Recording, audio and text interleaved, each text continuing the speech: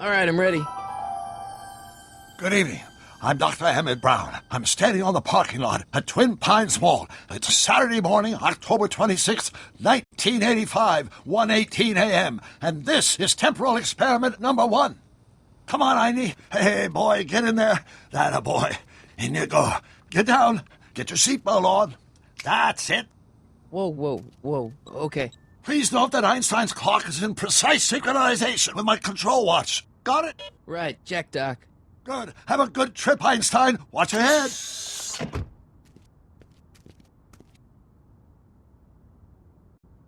You got that thing hooked up to the car? Watch this. Yeah, okay. Got it.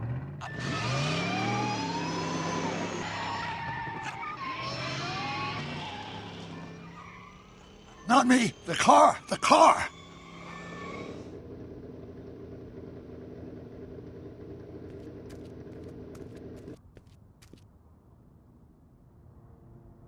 If my calculations are correct, when this baby hits 88 miles per hour, you're gonna see some serious shit.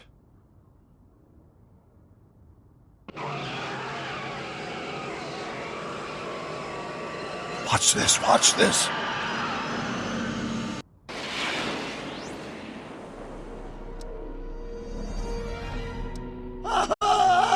What did I tell you? 88 miles per hour!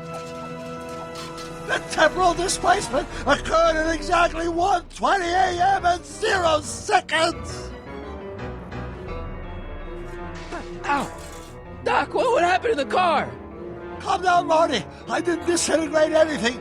The molecular structure of both Einstein and the car are completely intact. Where the hell are they? The appropriate question is, when the hell are they? You see, Einstein has just become the world's first time traveler. I sent him into the future. 1 minute into the future, to be exact. And at precisely 1:21 a.m. and 0 seconds, we shall catch up with him and the time machine. Wait a minute, Doc. What are you talking about? A time machine? The way I see it, if you're going to build a time machine into a car, why not do it with some style? Besides, the stainless steel construction made the flux dispersal. Look out!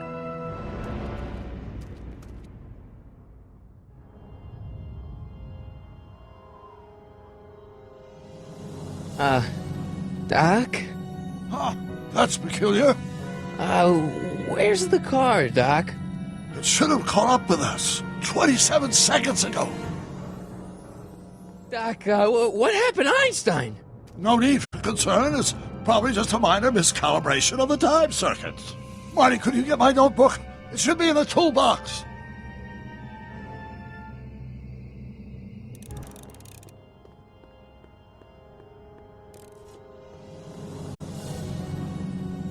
Notebook. Got it. Flux capacitor? That's it! What the heck's a flux capacitor? My latest invention. The thing that makes time travel possible. In this notebook, I've detailed the nearly 3 decades of scientific breakthroughs necessary to build a working time machine. If it ever fell into the wrong hands, the consequences could be catastrophic.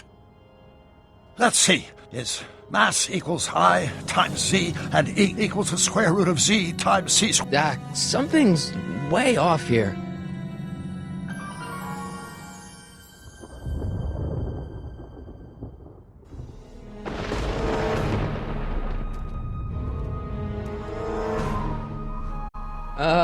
Doc?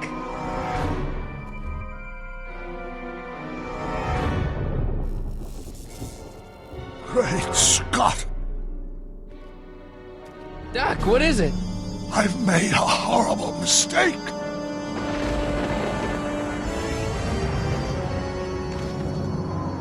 Doc! Doc, no!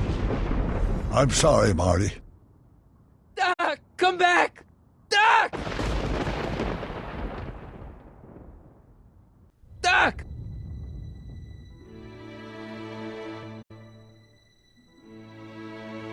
Marty, is everything okay? Yeah, Mom, it was just a nightmare. I was in the past, and Doc was there. Well, you're safe and sound now. Back in good old 1986. But you'd better get up. Your father's waiting for you. Huh?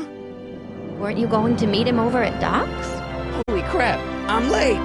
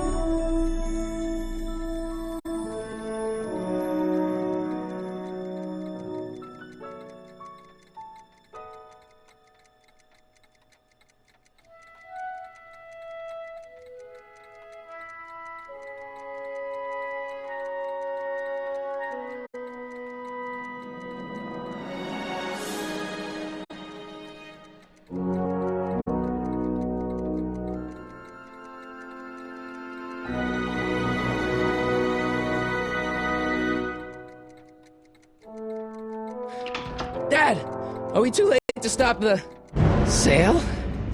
Better late than never. You wouldn't believe how much rare stuff there is back here. That's Doc's stuff. The city has no right to... Now, son, I know you're upset, but your friend's been gone for months, and the city really seems hell-bent on using his land for that new parking garage. And, hey, is that a first edition Jules Verne? It's just not fair. But at least things can't get any worse. Hey, Marty. Hi, Biff. Come to see if the old crackpot had any buried treasure? Nah, I guess I'm just... remembering.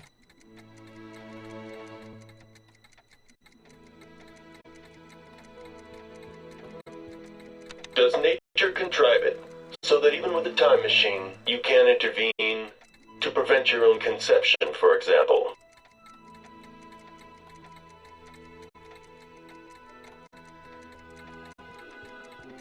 I miss Einstein.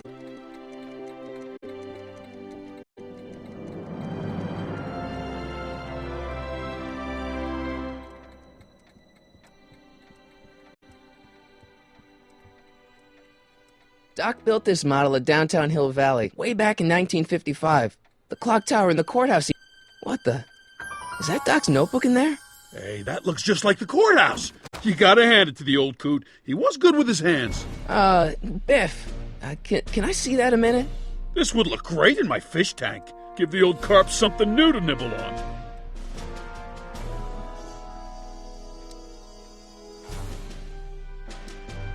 Come on, I saw it first. Yeah, I guess you're right. But I picked it up first. Give it here, Biff. Well, well, looky what we have here. Looks like plans for something. What's a flux catheter? It's none of your business. Doc asked me to... Brown's worm food, kid. But this looks like it might be worth something.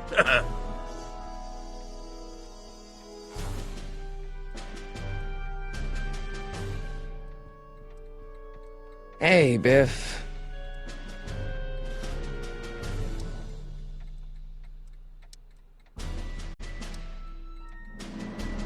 That notebook wouldn't mean anything to you. You wouldn't even understand what's in it. You calling me ignorant?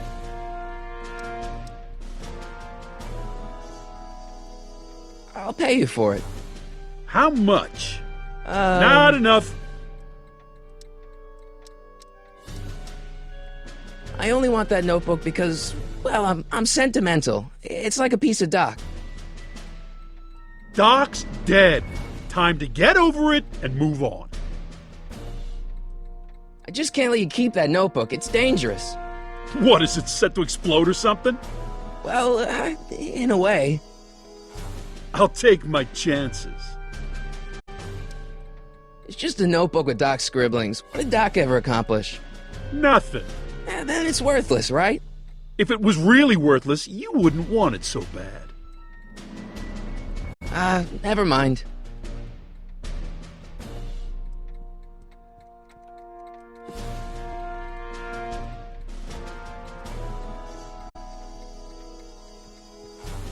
Hey, Dad.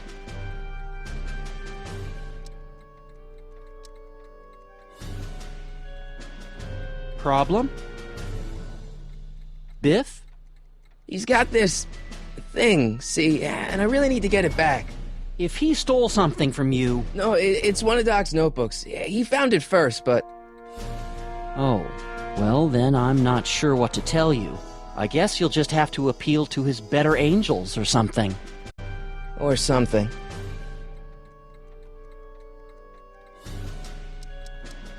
I'm telling you, this sale is a joke. Doc's only been gone for a few months, and I happen to know... Yes, you've told us he's not dead. He's on a trip. Let's say you're right. Have you considered that this trip may not have been entirely voluntary? I hate to say it, but Doc's run up some pretty sizable debts around town. Maybe he's just hiding from his creditors.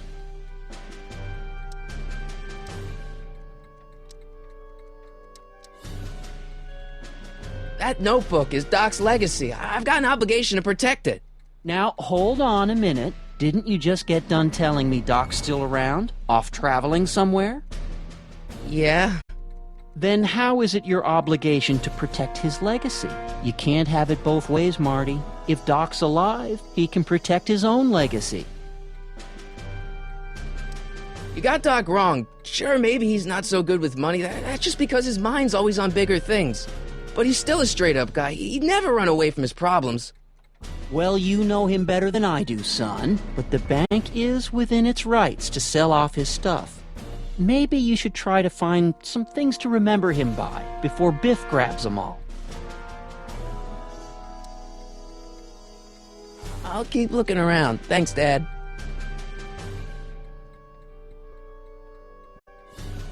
It took me forever to repair this thing after I blew it out last time, and now some jerk's gonna pick it up for pennies. Hey, Dad, why's my guitar got a price tag on it? Sorry, son. Must have been an overzealous clerk. Just pick it up. I'll iron things out with the bank. It took me forever to repair this thing after I blew it out last time, and now some jerk's gonna pick it up for pennies. Let's make some noise.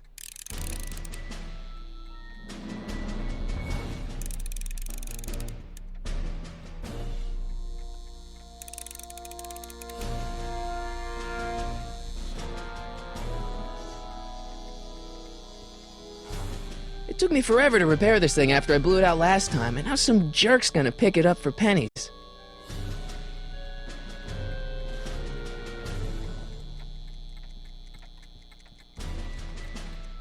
A fish tank? I never knew Doc raised fish. Doc's fish had weird taste in decor. I kinda like Doc.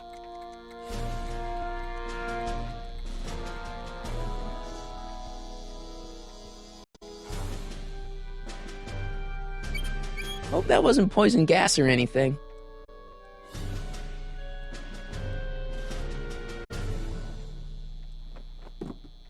Hey, let me try, Marty. Now, Biff, let Marty have his turn. You got it, Mr. McFly.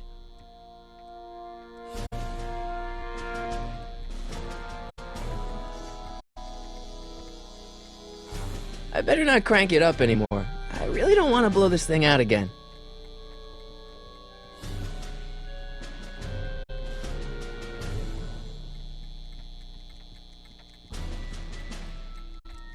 I wonder why Doc didn't take any of these with him.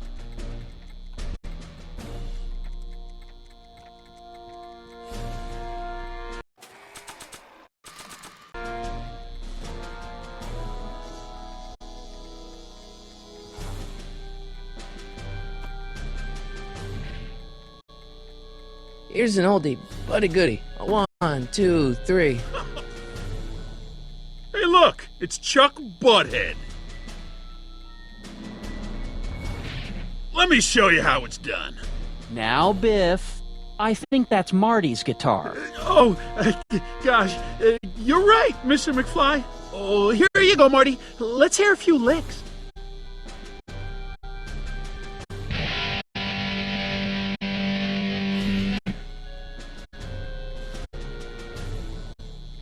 Man, you kids have ruined rock and roll.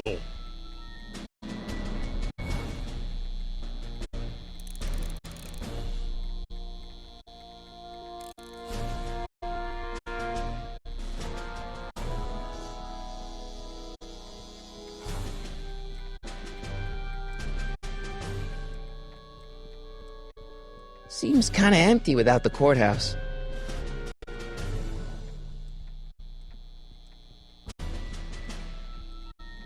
Hey, Biff.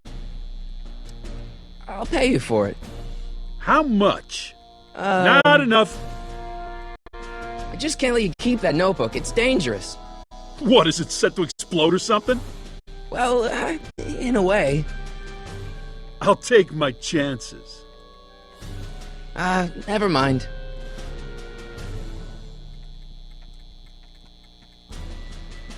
And now, something your kids are really gonna like.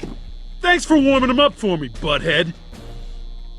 Biff, I thought I told you not to take my son's guitar. Oh, right. Sure thing, Mr. McFly. I was just warming them up for you, Marty. Let's see what you got.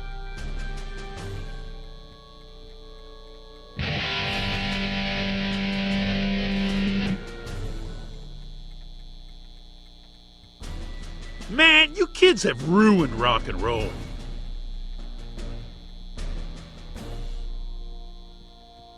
Hey, Dad. Do you think dreams can predict the future? Well, you know I don't go in for that mystical stuff, but I do think they can reflect how you're feeling about the future.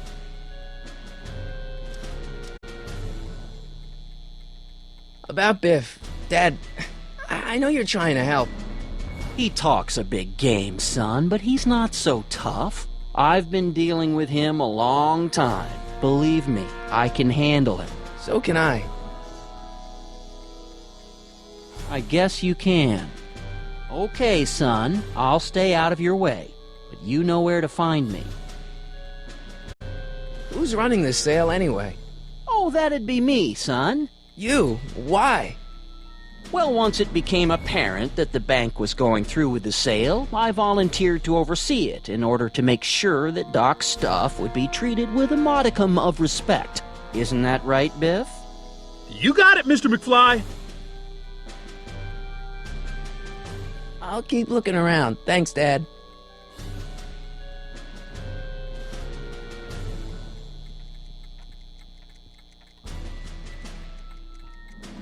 I can't leave until I get Doc's notebook back from Biff.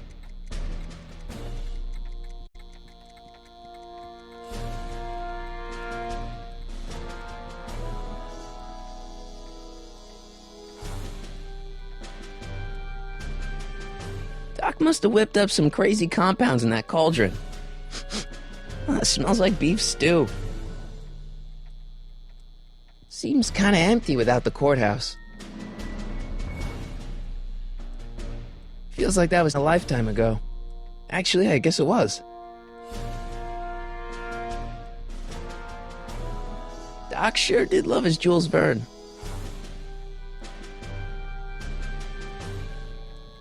Hey, Biff.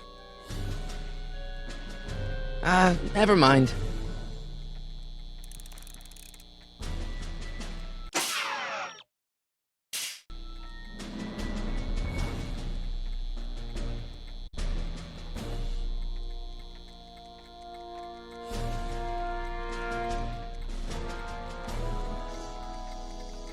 Hey, I want to try something.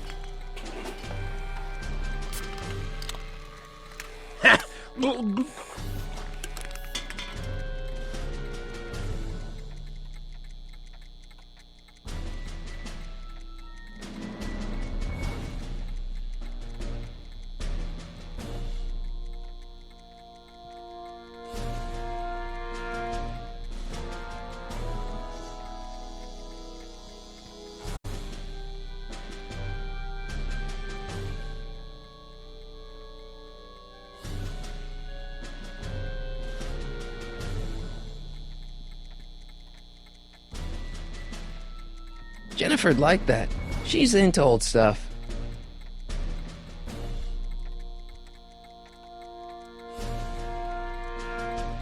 Does nature contrive it so that even with a time machine, you can intervene to prevent your own conception, for example?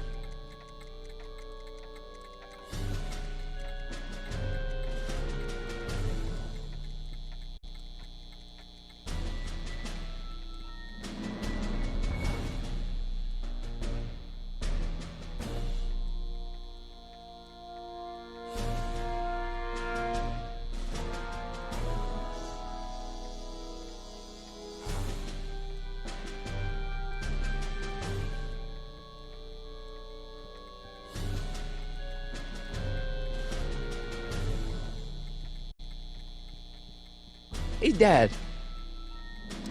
No luck with Biff? Well, don't give up. Sure, he can act stubborn sometimes, but underneath it all, he's just a big pushover. You got Doc wrong. Sure, maybe he's not so good with money. That's just because his mind's always on bigger things. But he's still a straight-up guy. He'd never run away from his problems. Well, you know him better than I do, son, but the bank is within its rights to sell off his stuff. Maybe you should try to find some things to remember him by before Biff grabs them all. No luck with Biff? Well, don't give up.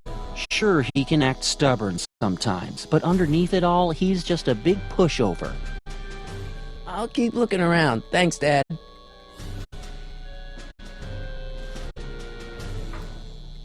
You want to hear a number by Biff and the Biff Tones? Always happy to play for my adoring fans.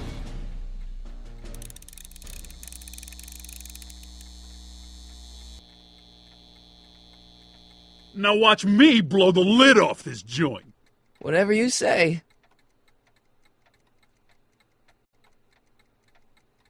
Whoa! Rock on, Biff. Oh, shit.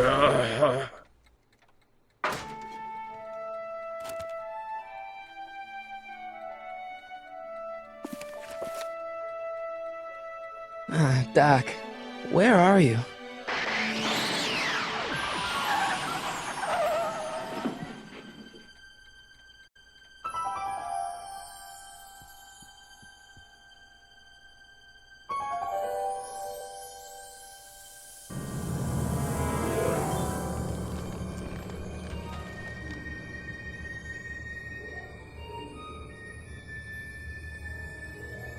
Doc?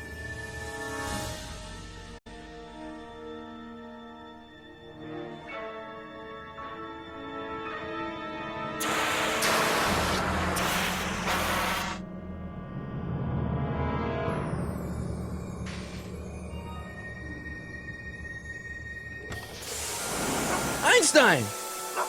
Where do you come from, boy? Didn't you bring Doc with you?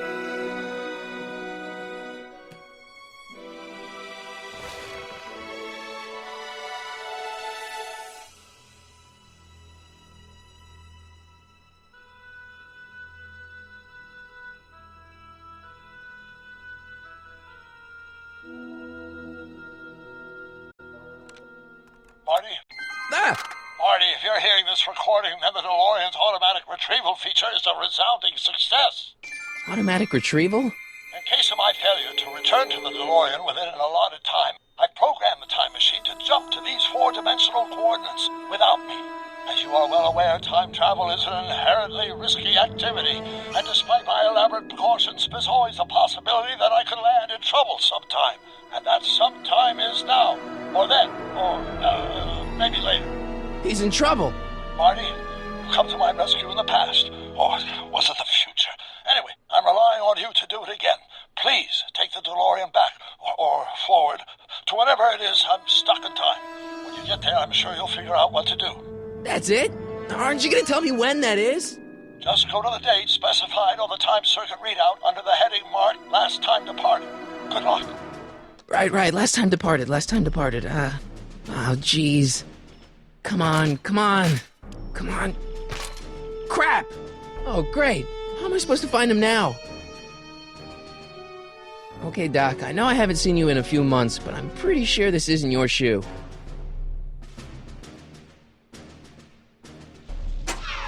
Looks like the time circuits still work. Now I only need to know when to look for Doc. I can use those to enter a date into the time circuits. Once I know when to look for Doc. I can use those to enter a date into the time circuits. Once I know when to look for Doc.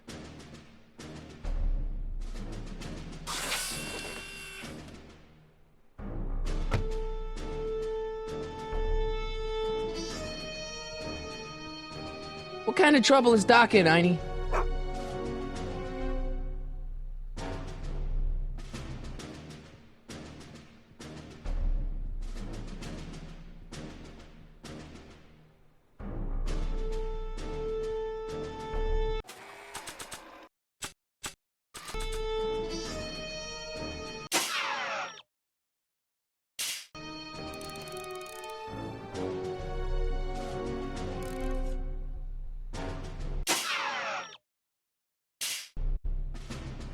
Nah.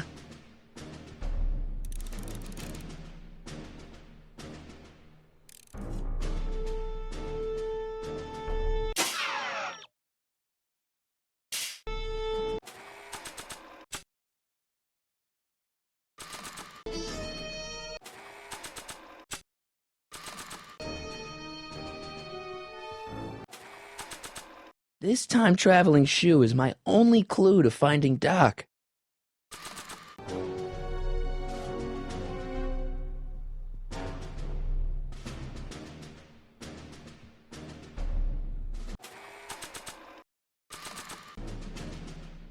What do you know about this shoe, Einie? Great Scott! I think he's onto something!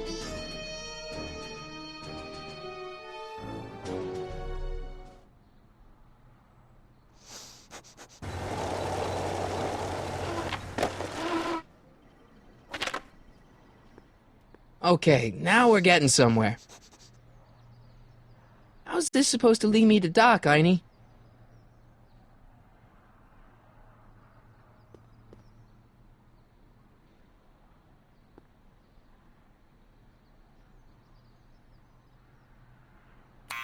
Step away from the door! Ah! Now, let me get a look at you. Einstein, come on! Just as I suspected. Hooligans! Get along now! Scat!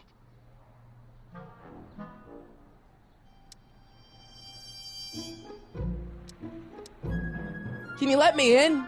I've got something to show you. What is it? Let me see.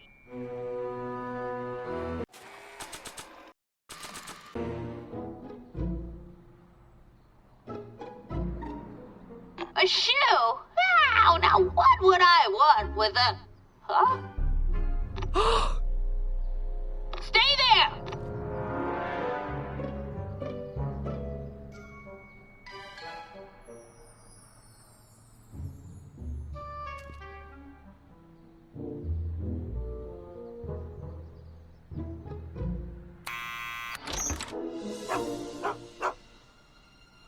Leave that creature outside!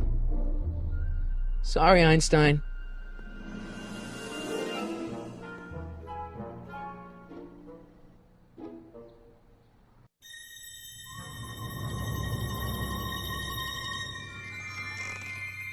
Well, took you long enough. There's a lot of stairs. To return the shoe, I mean. I lost it ages ago. You can put it down next to the other one. Much better. So neat and orderly. I suppose you'll be wanting some sort of reward now. No, All I've got is tea and candy. But... I'm sorry I called you a hooligan. I try not to jump to conclusions, but after all, 9 out of 10 people in this city are hooligans. It's a fact. Look it up.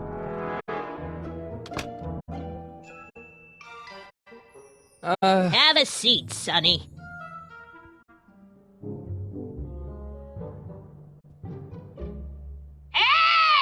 You kids! Put out those cigarettes!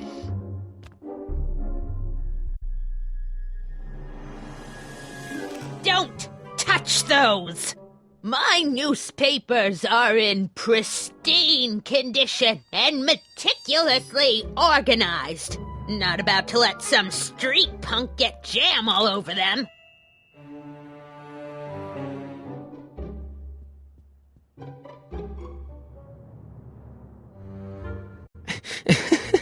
Is that Vice Principal Strickland? Mother never could keep little Gerald out of her clothes. Man, she keeps it hot in here. That's the kettle. I'll be right back with some tea. And don't touch anything.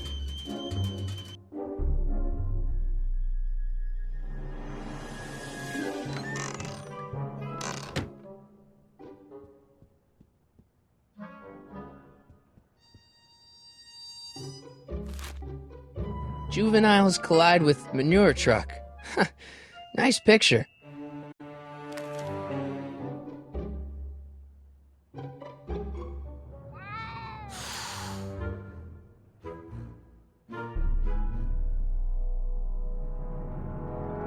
Einstein brought me that shoe from the past. But when in the past?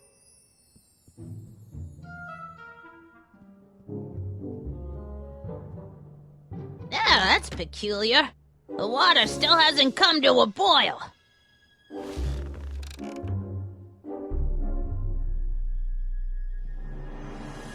Miss Strickland? Jack! Diane!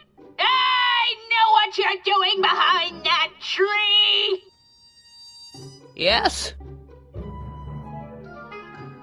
Do you remember when you lost your shoe? Shoe? That shoe over there. Oh, that shoe! Huh. Aye, what a nosy Nelly! No one likes a busybody, you know. But Oh, fine, let me think about it. Yes, I remember. I lost it in a scuffle with a dog. Oh, when was it? Oh, yes, the day that speakeasy burned down. a speakeasy in Hill Valley? Don't act so surprised, young man. Your generation doesn't hold a copyright on moral depravity, you know. Sin has been on the prowl in Hill Valley since the day it was founded.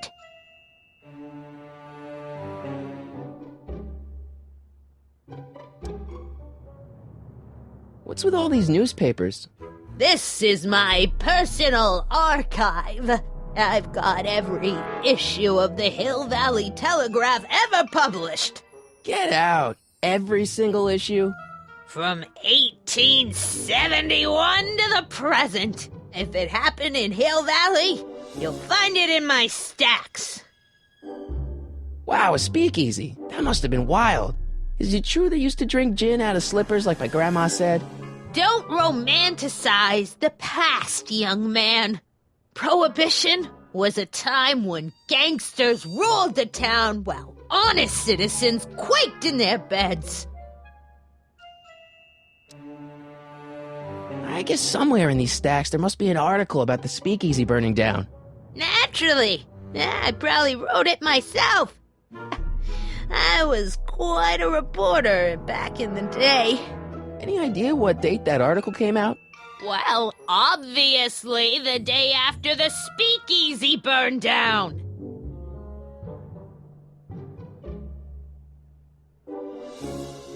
So where was it?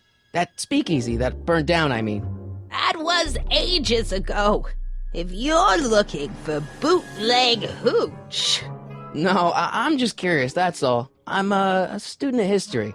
Student of history, my Aunt Fanny. Yeah, your generation of hooligans and slackers could give two ripe figs about history. Miss Strickland? Oh, video store! Huh? The speakeasy used to be hidden in plain sight down there in the town square. Right where that disgusting videotape rental store squats today. So the video store building must have gone up after the speakeasy burned down. The following year, as I recall. Don't let me keep you from your business. You there! Don't even think about tossing that Kleenex on the ground!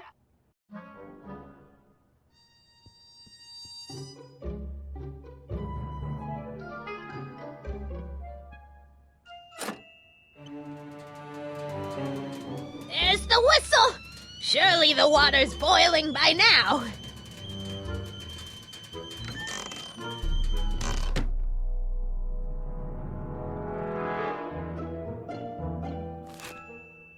Brown Mansion destroyed. 1962. No, that's not where Doc's stranded. Alright, Einstein brought me this shoe, and Miss Strickland lost the shoe on the day the speakeasy burned down. But when did the speakeasy burn down? I at least need to know the year. Firm announces plans for Lone Pine Mall, Peabody Ranch to be rezoned for commercial development. I don't even know where to start looking for clues in these stacks. Wish I could narrow it down to a year at least. Clint Eastwood plunges to death on runaway train. I don't even know where to start looking for clues in these stacks. Wish I could narrow it down to a year at least.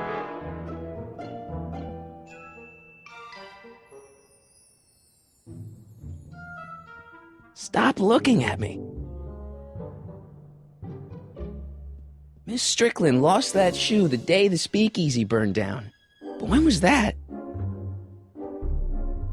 I can't leave now. Miss Strickland's my only hope of finding Doc.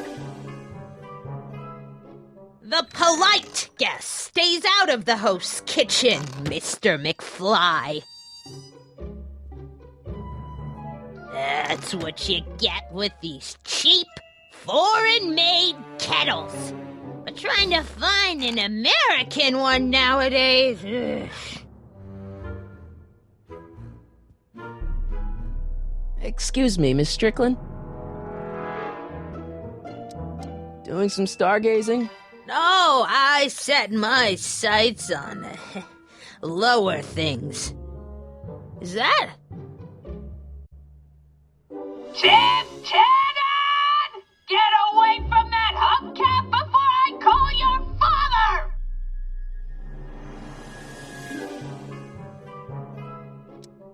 I guess somewhere in these stacks there must be an article about the speakeasy burning down. Naturally. I probably wrote it myself. I was quite a reporter back in the day. Any idea what date that article came out? Well, obviously the day after the speakeasy burned down.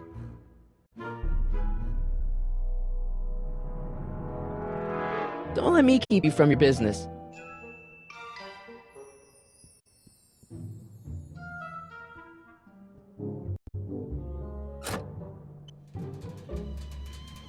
There's the whistle!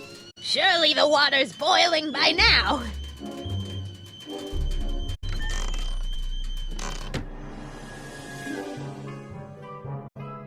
Hey, mind if I use your binoculars for a sec? Go ahead, dear.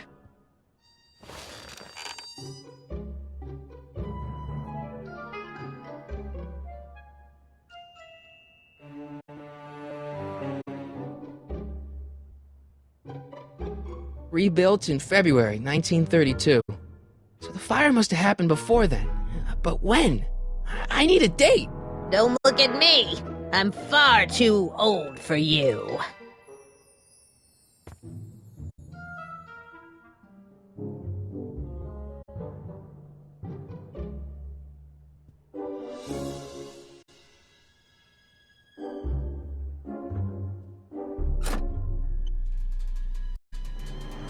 There's the whistle! Surely the water's boiling by now.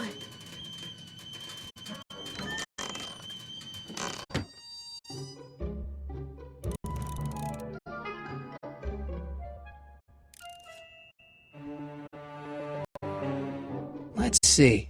Ground broken on site of former speakeasy. Singer vanishes. Hill Valley Expo delights crowd. Soup kitchen exposed. Here we go. Speakeasy, arsonist slain. Legal procedure gave way to old-fashioned vengeance last night when a mob descended on the Hill Valley Police Station. The suspect in the Speakeasy arson case, a drifter known as Carl Sagan, was pulled from his... Carl Sagan? It's Doc! Killed by a mob.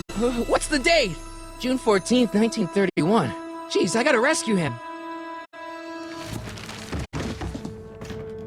My newspapers! Sorry, Miss Strickland. Let me... No! You've gotten my history out of order!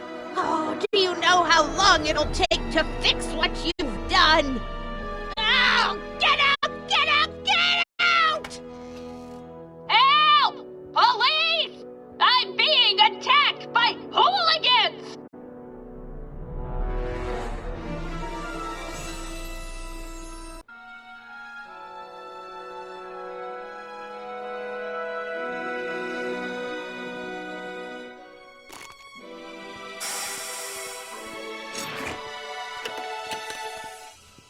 Marty! Where you been, son? And what are you doing in that getup?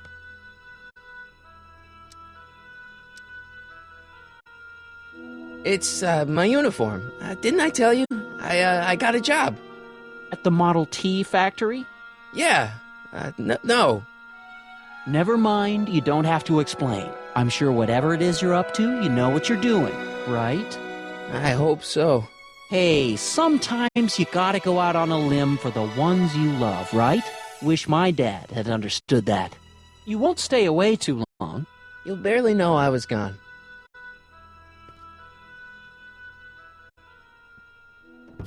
You ready to go, Einstein?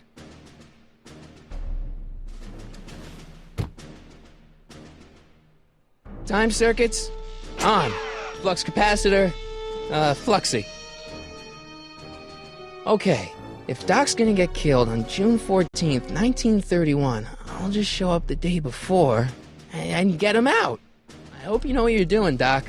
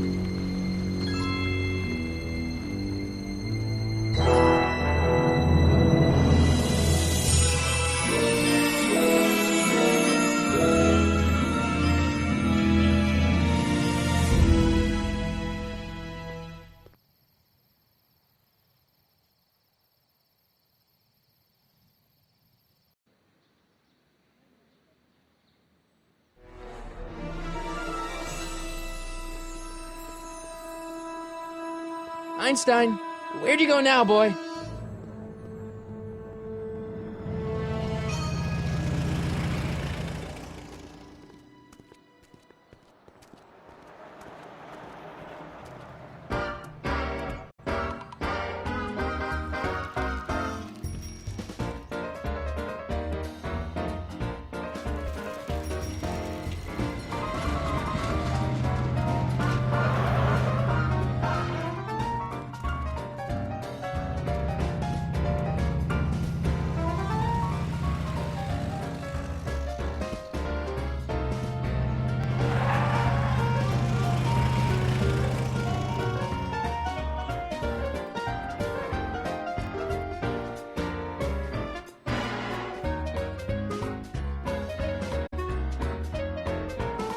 Young man! Excuse me, young man! Who, me? You're the only man in the street, and I'm looking for a man-in-the-street reaction. Naturally, you know about the explosion that destroyed this illegal gin establishment. I read about it, yeah. What's your opinion of Carl Sagan, the stranger who single-handedly did what the law has been unable to do for 10 long years, namely, rid Hill Valley of the scourge of liquor?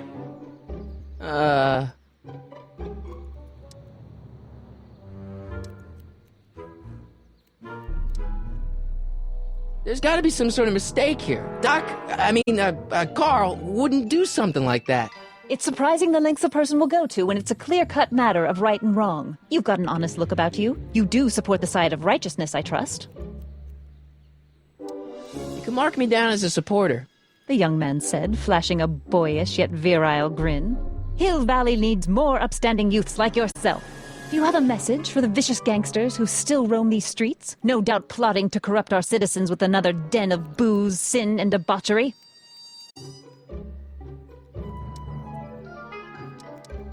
Ask him where I can get the address. Ah, I see! Because you want to blast it to smithereens, just like Carl Sagan did. With public-spirited citizens like you around, the lawless element will be on the run in no time. Mr. May I get your name? Yeah, it's... Michael Corleone. Thank you for sharing your candid opinions, Mr. Corleone. Edna Strickland, Hill Valley Herald. I know. I met you back. I'm familiar with your work. You read my column? How sweet! I know it's just an etiquette column, but I believe it'll lead to bigger and better... Oh! Einstein, no. Down, boy. Is this wretched creature yours? He assaulted me once before. What's got into you? Aggressive dogs must be kept on leash at all times. It's the law. Look it up. Doc. I gotta find Doc.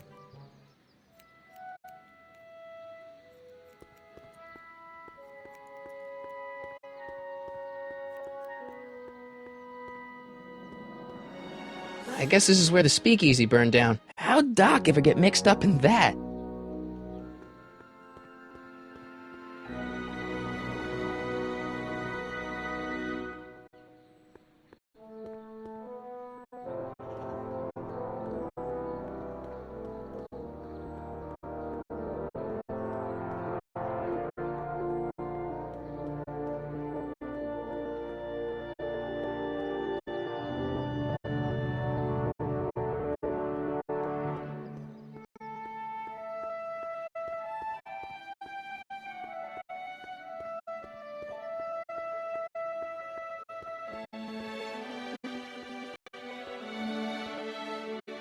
Doc! Marty! Doc! What are you doing here? You sent for me, Doc. I did? When? May 14th, 1986. 1980? The automatic retrieval system. Of course. I'd almost forgotten about that. So what's our plan for getting you out of here? Plan? We don't need a plan. We don't. Not in the slightest. The police picked me up for that speakeasy fire a couple of weeks ago, but the DA hasn't got a case. They're releasing me tomorrow morning. So basically, I traveled 50 years into the past to deliver your car? Sorry about that, but it's so wonderful to see you. We have a lot of catching up to do. Yeah, you might want to hold off on that, Doc. Great Scott! I'm going to be gunned down by gangsters on the steps of the courthouse. Why would they do that? Guess they didn't approve of my burning down their speakeasy. Very funny, Doc. Maybe now we should come up with a plan. A plan, right. But what?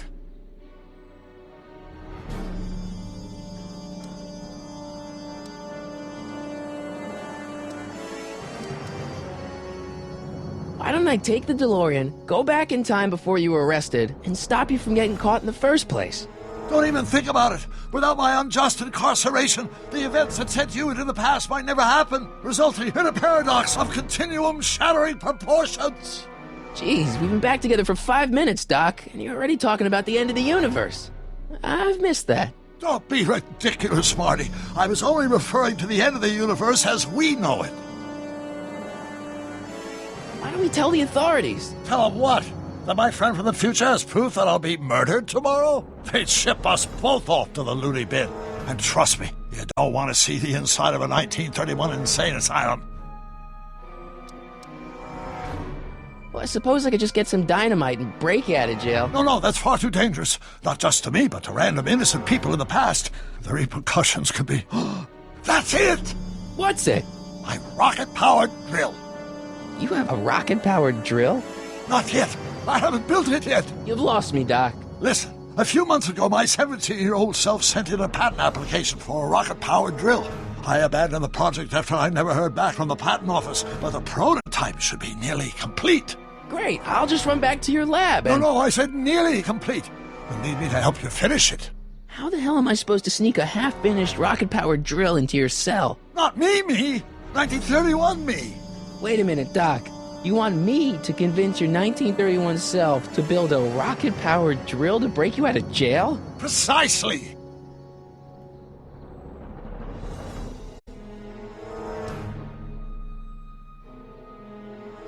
How am I supposed to convince your younger self to finish the rocket drill? Just tell him I need to break his older self out of jail? Absolutely not. Whatever you do, you can't tell my younger self anything about time travel. I won't come up with the inspiration for the flux capacitor for another 24 years. Then what am I supposed to... Just be your charming self. From what I remember, I'm a pretty easygoing kid, so enlisting me in a scientific adventure should be a piece of cake. Okay, let's say I go along with this crazy idea. Where can I find you? I mean, the other you. How should I know? It was over 50 years ago. Why don't you go over to the soup kitchen next door and give my house a call? They'll know where to find me. Soup kitchen. Got it. Just stay away from the soup. It'll cause irreparable damage to your digestive system.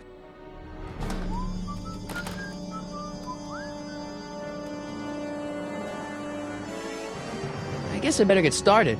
Don't worry, Doc. I'll get you out of here in no time. I'm not worried.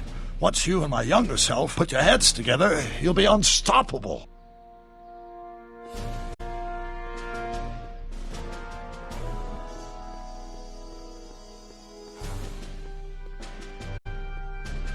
Sisters of Mercy Soup Kitchen. Come for the soup, stay for the salvation.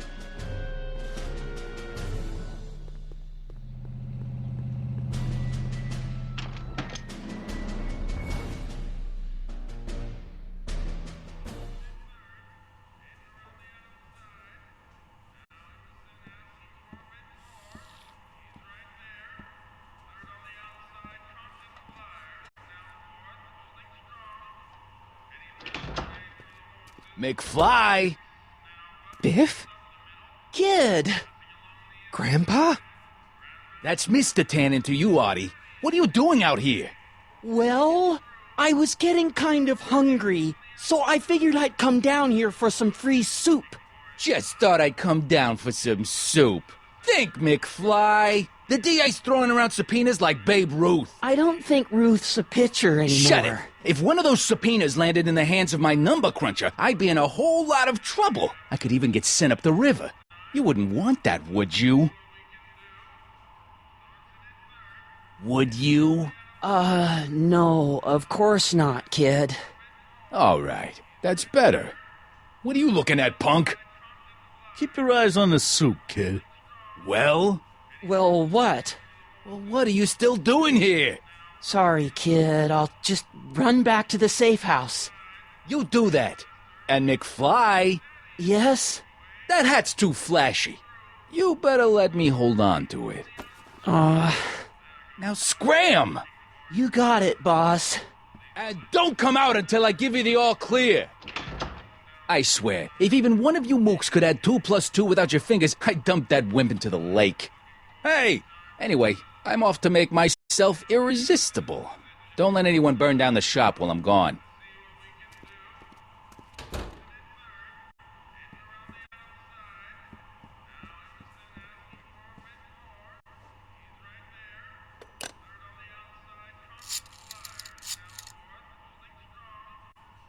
Brown residence? Hi. Do you know where I could find Emmett Brown? Young Master Brown is currently tending to his clerking duties at the courthouse. Who, may I say, is calling? The courthouse? Doc never told me you worked at the courthouse.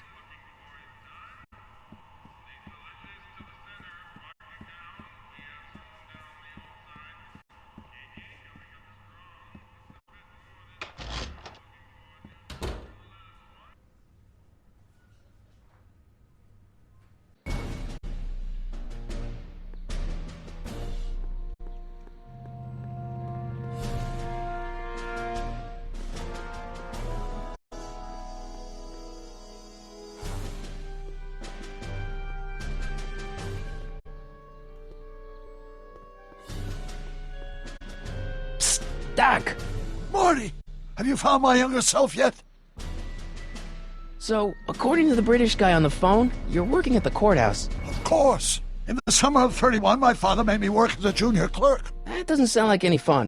I hated every minute of it. My father was, strict. In any event, you should head over to the courthouse right away and introduce yourself to me. Guess who I bumped into at the soup kitchen? My grandfather. No! Don't worry, I didn't talk to him or change his future or anything. Good. I wish I could, though. This era's tannin is treating him like dirt. Don't worry. If history plays out as it's supposed to, he'll soon be out from under Kitan's thumb and free to live out his life as a humble accountant with your grandma. What was her name again? Sylvia. Right, Sylvia. Hang in there, Doc. Not the best choice of words, Marty.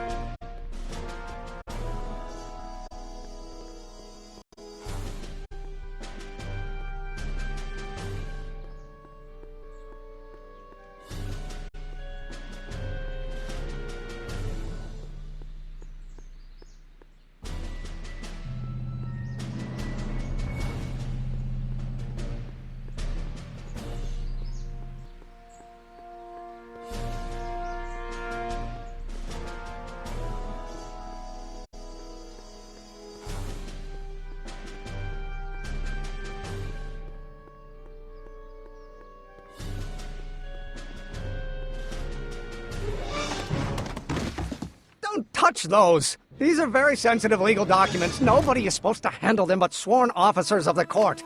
Judge Brown says so. Judge Brown? Doc. Nice to meet you. I'm Michael, Corleone. Emmett Brown. But I am a law clerk, not a doctor. Now please get out of my way. I have important business to transact.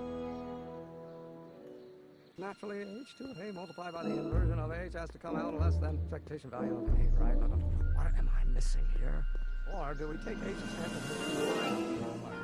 h2 of a multiplied by the inverse of a might well be equal to a's expectation? Listen, Emmett, you don't know me, but I'm your friend. I'm not big on friends. They get in the way of work.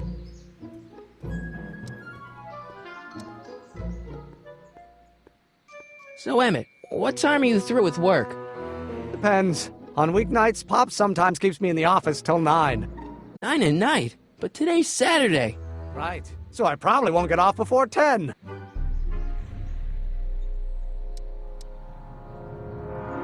Listen, I understand you're working on a new invention in your lab. Invention? You must have me mixed up with somebody else. I'm in law. I have absolutely no interest in science. Oh, let's start over. Force equals mass times acceleration.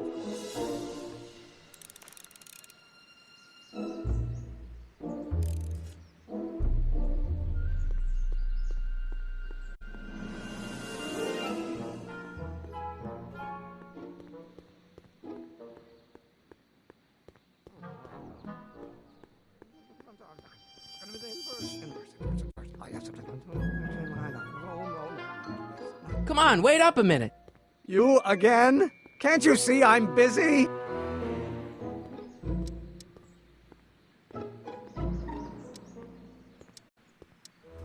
Come on, Doc. Emmett, drop the Legal Eagle Act. I got something more important for you to do. Mr. Corleone, I'll have you know that the law is the very mortar that holds society together, and we in the legal profession are like brick masons building the edifice of the future. Your dad tell you that? Every morning.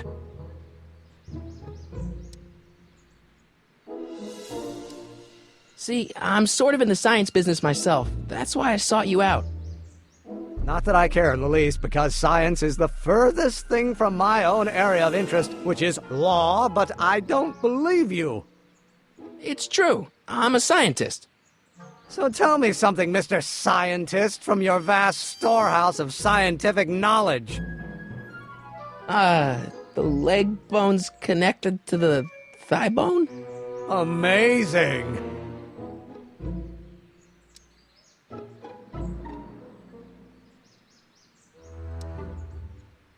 How about you knock off work early and I'll buy you a beer, or soda. What do you say? Don't try to tempt me from my duty with sugary beverages. Keeping the wheels of justice turning, that's my one passion in life. Besides, if I left before 8, my pop would kill me. Sounds like you're a little scared of your father. Scared of my father? Pop is the most learned, just, incorruptible judge that Hill Valley has ever seen. The only people scared of Judge Brown are people with a dark secret to hide. And I don't have a dark secret to hide. What's this important business you're up to? It's a legal matter, very complicated, very abstruse. I need to obtain 5 sets of initials on every copy of this writ of indemnification before before Judge Brown can even think of granting a waiver to the party of the first part. You have no idea what it's about, do you? That's how important it is. Okay, so you don't want your old man to know. That's fine. Listen, we all keep secrets. But I'm telling you, you can level with me about this science project of yours. I am not a scientist. Go ahead, ask me what E equals. What does E equal? I have absolutely no idea. See? I don't know where you got your information from about me, mister, but you're wrong, wrong, wrong. Or do we take H to stand with him?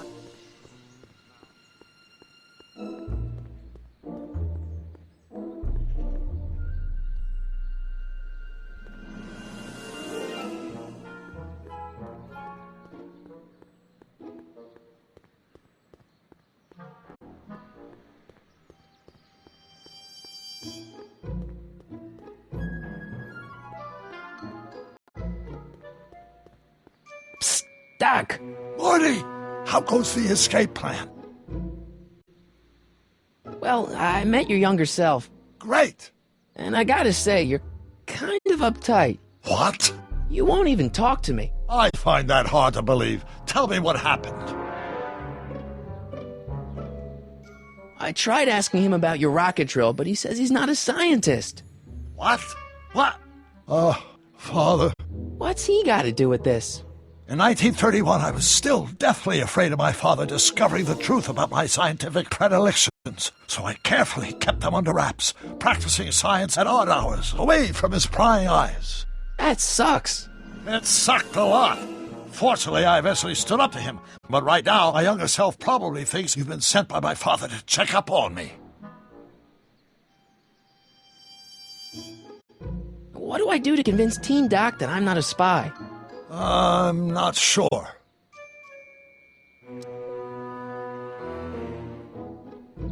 Why does your younger self mutter all the time? Muttering? Why would I be muttering? I never mutter unless... The Hill Valley Expo! The Expo? Yes, the Expo! How could I have forgotten?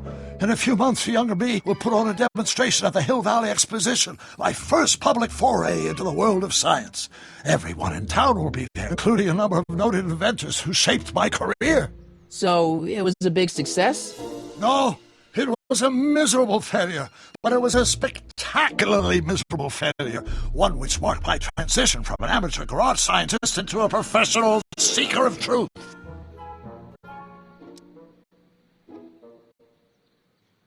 What does this expo have to do with you muttering all the time?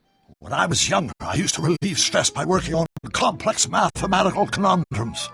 No doubt my younger self is working on some impossible problem in an attempt to work off cerebral steam in the weeks before the exposition. What was I muttering about? I don't know. H to the something when the inverse is something else. I'm not so good at equations. That's too bad. I bet if we could solve my younger self's problem, he'd be more inclined to listen to you.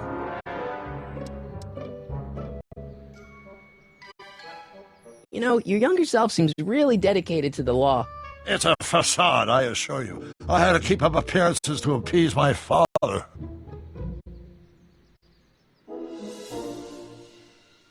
Let's talk about your younger self's problems later. Okay, but don't forget we're on a bit of a deadline here.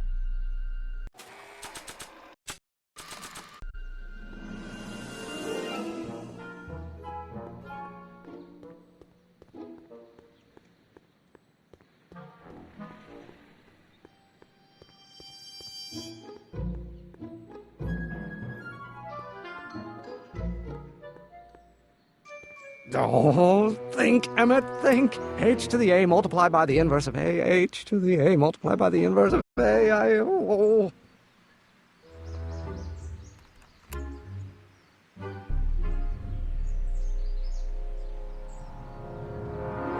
Now H stands for one-dimensional.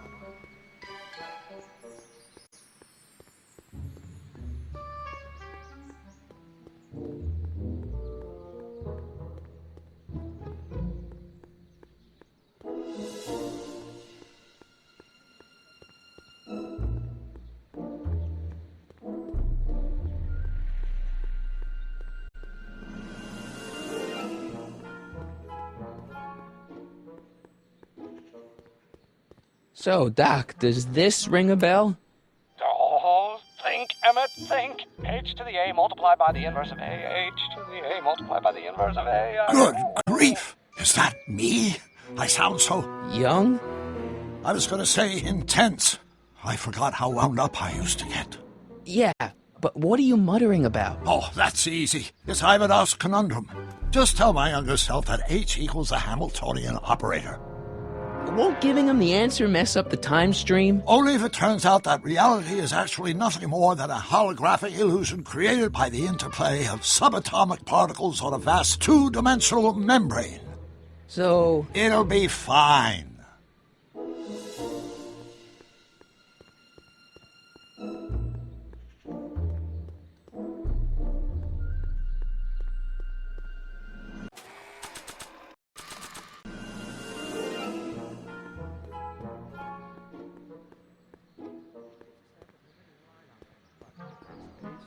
Will you just give me a chance? Harassment's a federal crime, Mr. Corleone.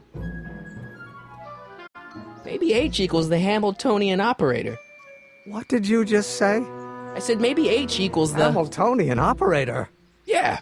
Great Scott! If H is the Hamiltonian, then H to the A multiplied by the inverse of H can only be the same as the expectation value for A. That's it! That's the solution to Ivanov's conundrum, the problem I've been wrestling with in my head all week! I'm sure you would have figured it out by yourself in a day or two. The way you figured out how to build that rocket-powered drill. Where did you learn so much about science?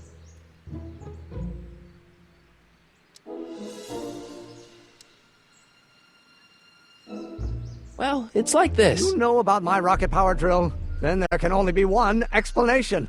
What? You're from the patent office! I confess I didn't quite know what to expect when I sent the paperwork, but I never expected this.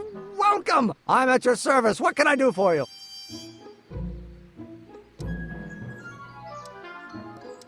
Can I see your rocket-powered drill? Of course, of course. Naturally, it's just a scale model, but it's nearly operational. I can show it to you, say, first thing in the morning?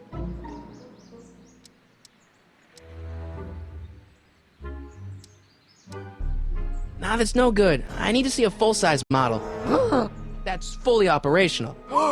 Tonight. Otherwise, we'll have to award the patent to a competing inventor, Dr. McCoy. It can't be done! I mean, it might be possible to construct a full-size working model in that time frame, but I haven't got the main ingredient for the fuel. I'll get it for you. What is it? 190 proof grain alcohol. And you know how difficult it is to get a hold of alcohol these days. Especially now that someone's blown up the speakeasy. And besides, there's no way I can get off work until I've delivered the subpoena. It's part of the investigation into the business affairs of Kid Tannen. Is it vitally important you see that rocket-powered drill today? Yes. Is it vitally important you deliver that subpoena today? Yes! Listen, I'll help you deliver it, and I'll see to it you get the alcohol you need. If it'll help you get that drill finished by tonight. Deal? Deal. Here's the subpoena. Arthur McFly? I've got to subpoena my grandpa? Shh! It's Kid Tannen! Hey, I just saw him at the soup kitchen, yelling at Arthur McFly. I'm not surprised. Arthur does the books for his business. What kind of business? That's what the DA is trying to find out. Let's go talk to him. No! Why not? Kid Tannen can tell us where Arthur's hiding. Yeah, well, he can also have us fitted for a Chicago overcoat.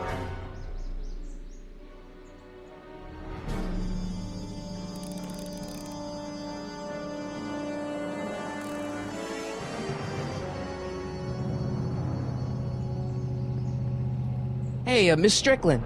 Oh, hello, Mr. Corleone. Try not to draw any undue attention my way. I'm on the trail of a hot new scoop, as we in the newspaper business say.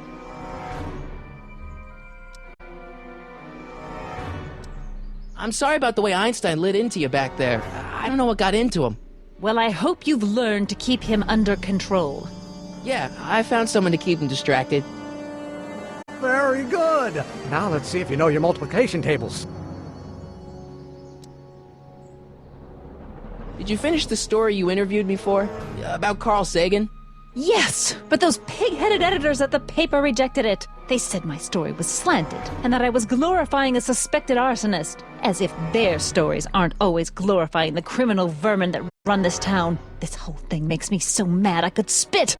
Though of course I never would. There's an ordinance against it, and it's so untidy. What's the scoop? I've heard rumors that something shady is going on at the Sisters of Mercy soup kitchen. It's under new management, you know. And oh, we mustn't jump to any conclusions, not till the facts are in. I hope to heaven it is just a rumor. That soup kitchen is the front line in the good fight. If it goes bad, what will happen to the Stay Sober Society? Not to mention all the charitable institutions that depend on me for soup deliveries. I got a book. Oh? Where?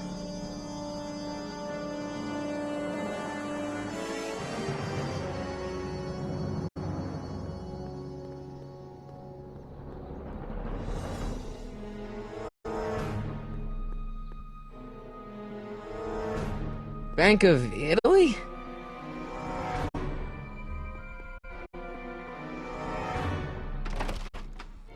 How can I help you, sir? Without any money, I don't really have any business in there.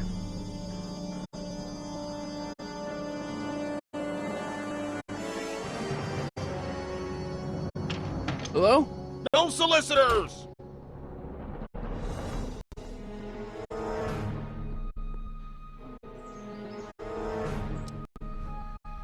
This subpoena's for Arthur McFly? Have you seen him? For a few seconds in the soup kitchen, but I think he's gone back into hiding. Brilliant deduction, Einstein.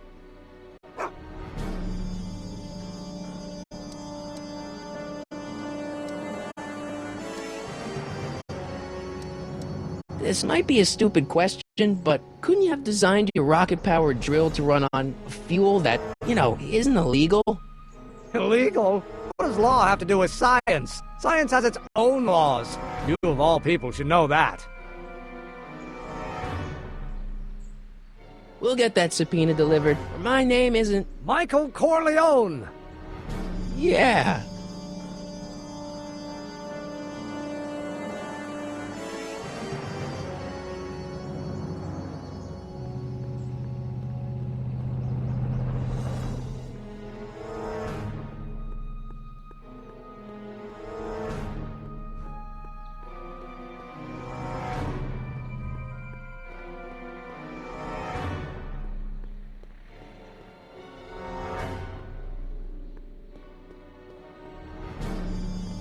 Doc!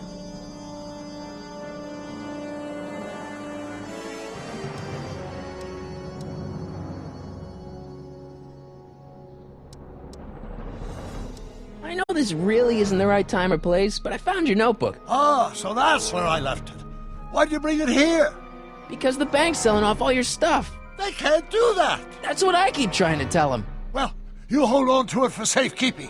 We'll deal with my financial situation in 1986 after we save me from a grisly death in 1931.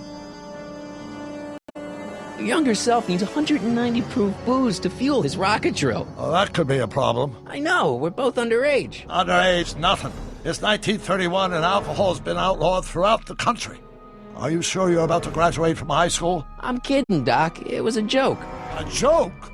If I live to be 100, and I almost have, I'll never understand the teenage compunction to make a joke out of everything.